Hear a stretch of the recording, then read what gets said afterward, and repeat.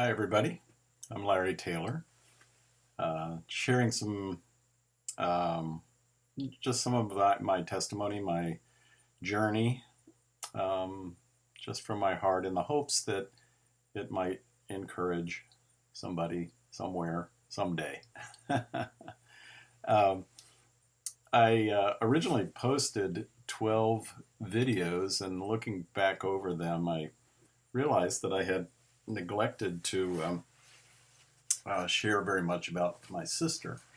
So I thought I would take a couple minutes to fill in that gap. Um, my sister's name is Anne. She is about 4.5 years older than I am. She was 5 years ahead of me in school.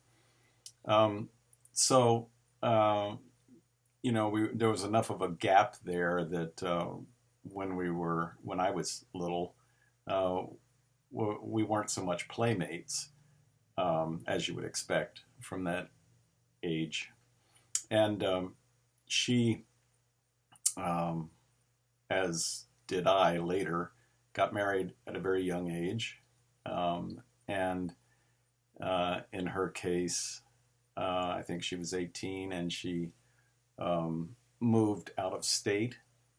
And so from the time I was in junior high on, it was more like being an only child, because I was the only child in the home. um, so she lived quite a ways away, not in a neighboring state, and then eventually moved even further away.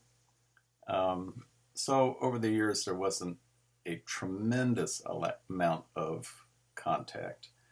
Um, she is a remarkable person. She loves Jesus, and was one of the first ones to introduce me to the story of Jesus. And she challenged me to take it seriously and to think and pray about it and see if it was real. And I did, and it is. Um, she is the mother of 4 children. She's a grandmother also. And she is a very artistic person, extremely artistic, um, much more so than I have ever been. When I met my wife Kathy, she encouraged me to write poetry, and I continue to do that. But I am not artistic in the way that my sister is. Um, and maybe some of that is because I've never tried. Um, but I'm also certain that I don't have the kind of talent she does. She is an amazing painter um, of beautiful nature scenes. She makes beautiful jewelry from scratch. She is a potter, throws pots, has a kiln, um, not just creating everyday objects, but creating some really beautiful art objects, many of them with biblical themes. She's a musician. She played piano and cello, um, and at a fairly high level. Um, Excellent musician. Um, what else? Anything that has to do with art, she can do. Sewing, weaving, that's a big thing. She has some big looms, spinning wheel. When Kathy and I and the kids lived out in the country and had sheep, we at one point sent her some of the wool from sheep that we had sheared, and she and Anne cleaned it and carded it and spun it the old-fashioned way, and then wove it into beautiful designs. So um, throws and pillows and altar cloths and all kinds of very artistic and beautiful things she's created uh, from her weaving and from her pottery, from her painting, with her music. Um, there's really nothing that I can think of in the artistic realm that she is not good at. Um, she also has she's an amazing cook. Um, she has an advanced degree in counseling and has done some of that. Um, what else? Mission trips to Russia and other places. Very, very active in her church.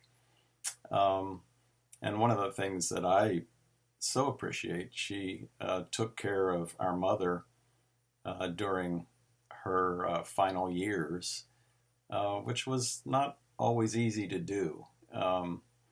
As our mother got more and more, uh,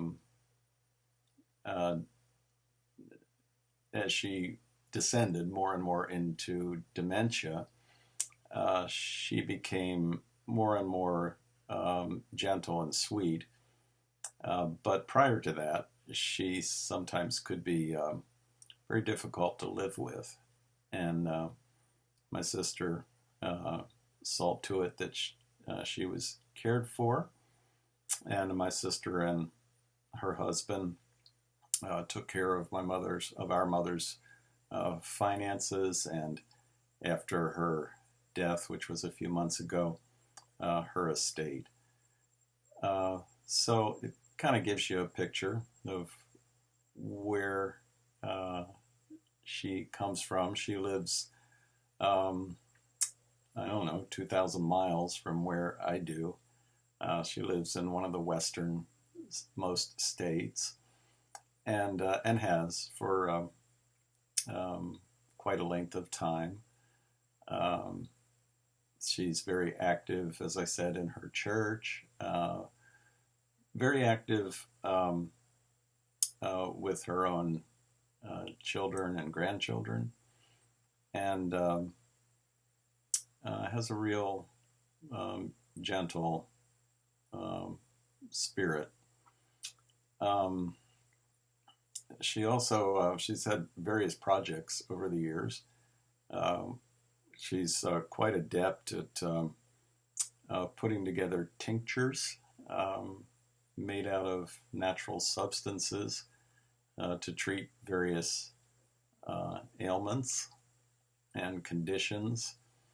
And she doesn't just jump into things like that easily. She researches thoroughly and winds up really, really knowing what she's doing.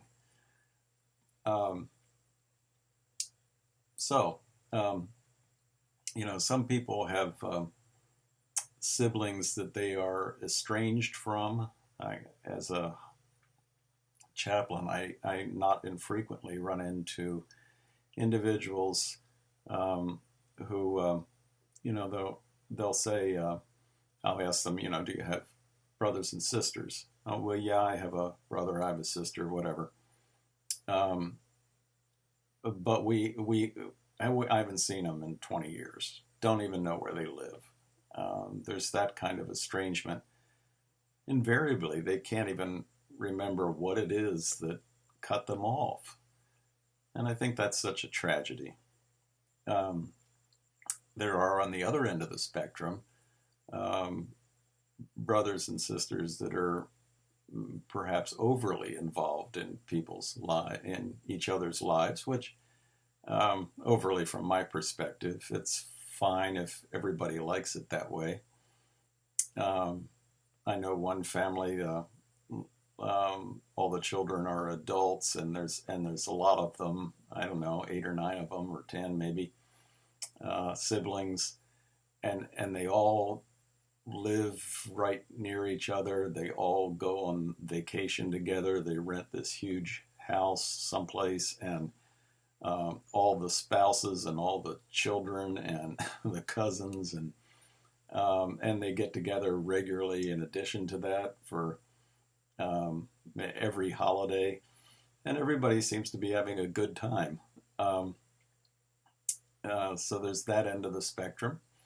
Um, I'm kind of towards the other end a little bit, I guess, just in the fact that there's an age gap. Obviously, there's a gender difference, and there's a geographical gap. But my sister and I get along fine, and I am grateful for her and grateful for all that she's given me uh, over the years and for the support that's there. So why do I share all that? And just simply, I think, to say that siblings are important. Spouses are important. Kids are important. Grandkids are important. Parents are important. Siblings are important. And I guess I would just like to encourage you, if you can, get closer to your siblings. You don't have to move in with each other. It can be as simple as phone calls or that kind of thing. But if you're a little bit disconnected, try to reconnect. I think you'll find that it'll be a blessing for you and for them. That's all. Take care.